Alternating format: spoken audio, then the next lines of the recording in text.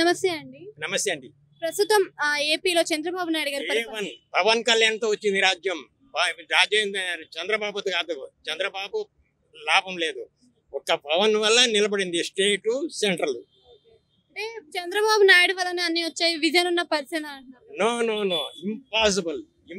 ఈసారి ఆయనే ఉండి ఇతను లేకపోతే సున్నా, మళ్ళీ జగన్ పరిపాలనే వచ్చేది. పవన్ వల్ల రాజ్యం స్వీప్ అయిపోయింది. అది మెయిన్ కారణం. అంటే మరి జగన్ ప్రభుత్వం ఎందుకు నచ్చలేదు? సంక్షేమ పథకాలు ఇచ్చాడు కదా. ఏం సంక్షేమ పథకాలండి? అంత అరాచకము, అంత రౌడీజము అంత ఎక్కడా లేదు. అంత దారుణంగా జరిగింది.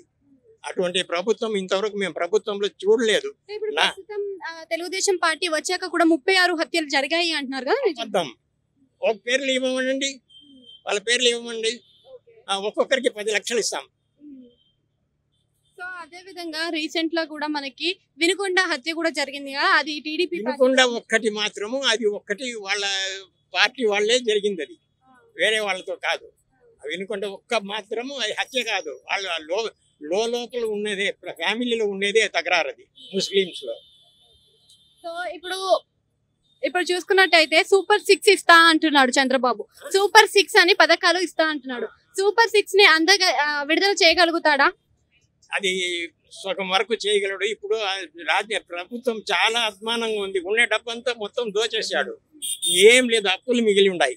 ఇంక ఎట్లా చేస్తాడు? నిదానంగా ఒక్కొక్కటి చేస్తాడు. ఒక్కసారి చేయాలంటే ఎవరి వల్ల కాదు.